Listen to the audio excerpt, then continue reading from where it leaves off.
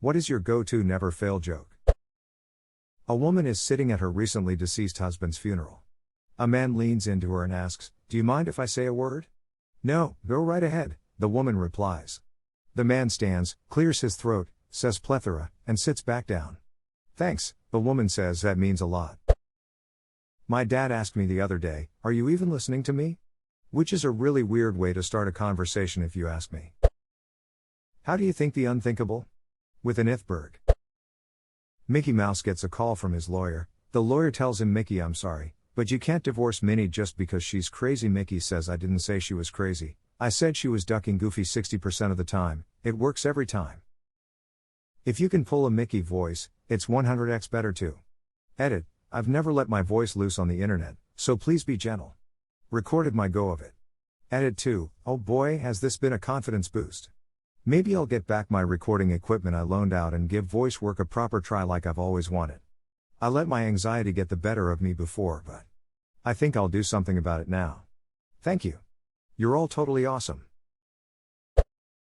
What's the most important part of a joke timing? What did the cannibal get when he was late for dinner? The cold shoulder. Two cannibals are eating a man.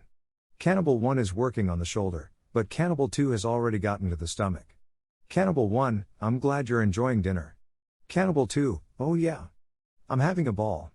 Cannibal 1, "Don't eat so fast." What do you get when you mix goat DNA and human DNA? Kicked out of the petting zoo. My grandfather has the heart of a lion and a lifetime ban from the San Francisco Zoo. Reminds me of a Bob Saget joke I heard, something like, "I have the brain of a German shepherd and the body of a teenage boy. They're both in my trunk and I want you to see them." "I stand corrected," said the man in the orthopedic shoes. Reminds me of my all-time favorite Onion headline, "Jurisprudence fetishist gets off on a technicality." My absolute favorite followed closely by, "Police race to the scene of a car alarm.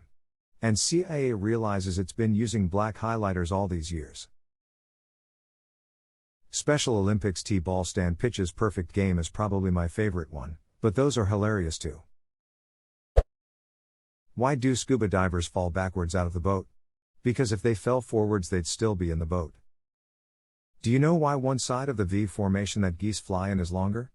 There are more geese on that side. Do you know why flamingos always lift one leg while standing? Because if they lifted both legs they'd fall over. Four guys are hanging out. One of them says, "Hey, did you know 1 out of every 4 guys is gay?" Larry says, "I hope it's Chuck because he's really cute." Well, I am really cute. Thanks, Larry. I now pronounce you Chuck and Larry. A man decides to quit his job and run away to join a pirate crew.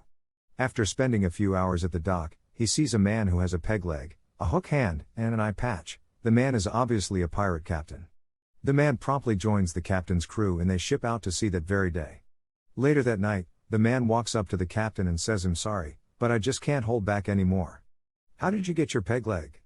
The captain says, 'Twas me first day at sea as a young lad. A great big swell came from the sea and knocked me overboard. Before me crew could pull me out, a giant one-eyed fish swam up and bit off me leg." The man goes, "That sounds terrible.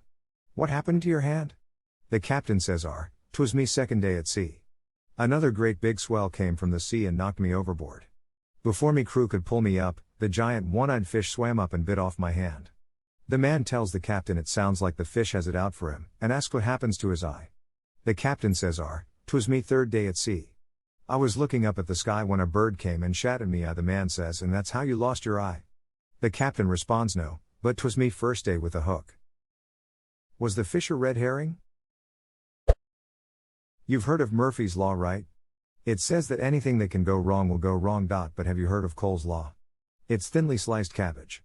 I always start laughing halfway through the joke though, so usually the delivery isn't that good. A man went to Spain on his vacation. He stopped by a restaurant and saw an interesting dish. He asked the waiter about it, who said, "Son los cojones del toro, the balls of the bull, sir. We serve it once a day after the bull fights." The man places an order for the next day, and leaves. When he comes back the next day and gets his dish, he looks at it for a minute and notices something is wrong. He calls the waiter over and says, "Excuse me, but why are these so much smaller than those from yesterday? The waiter pauses, looks around, and replies, I'm so sorry sir, but sometimes the bull does win. Edit, I can't Spanish. Thanks Iliki Tunamiguel 02 Reek. Cojones, cajones are drawers. Wait, is this why the kind is called what it's called, since it basically resembles a drawer? Would make total sense honestly. Just a guess, but I think that comes more from caja, which means box. When does a joke become a dad joke? When it becomes apparent. I don't always tell dad jokes, but when I do he laughs. How many flies does it take to screw in a light bulb? Just 2, but I have no idea how they got in there. I like this joke, but I always just leave it hanging with an answer of 2. How many flies does it take to screw in a light bulb? 2. I've had people flummoxed for hours and eventually track me down later in the day to say, I finally got your stupid joke. The risk here is sometimes your friends are dumb and now they also don't think you're funny. A man on vacation with his family arrives at a hotel. As he's checking in, he says to the clerk, I'm on vacation with my family, please make sure the porn channel is disabled. The clerk replies in disgust, it's just regular porn, you sick duck. Me, I have a knock knock joke, but you have to start it. Them, okay, knock knock. Me, who's there? Awkward silence. Just did this and my boyfriend said I don't ducking no. The Buddha walks up to a hot dog stand and says, make me one with everything. The Buddha pays with a $20 bill and vendor hands him his hot dog and goes to help the next customer. The Buddha says, what about my change? And the vendor replies, change must come from within. I slept with a blind woman the other night. It went pretty well, mostly. Once the clothes came off she said to me, you have the biggest dick I have ever laid my hands on. I said, you're pulling my leg. There are 3 old ladies sitting on a park bench. A man in a trench coat walks by and flashes them. 2 of the old ladies have a stroke. The other one couldn't reach that far. A wife calls her husband and says, be careful driving home, some complete moron is driving down the wrong side of the motorway. The husband replies, there's not just one, there's bloody hundreds of them. A lady approaches her priest and tells him, Father, I have a problem. I have 2 female talking parrots, but they only know how to say one thing. What did they say? The priest inquired. They only know how to say, hi, we're prostitutes. Want to have some fun? That's terrible. The priest exclaimed, but I have a solution to your problem. Bring your 2 female parrots over to my house and I will put them with my 2 male talking parrots whom I taught to pray and read the Bible. My parrots will teach your parrots to stop saying that terrible phrase and your female parrots will learn to praise and worship. Thank you.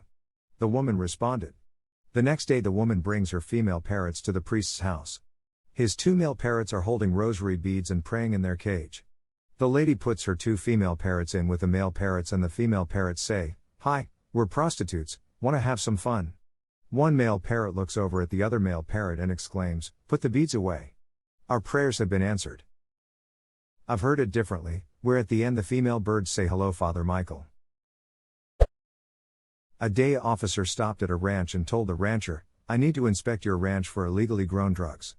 The rancher said, okay, but don't go in that field over there, as he pointed out the location.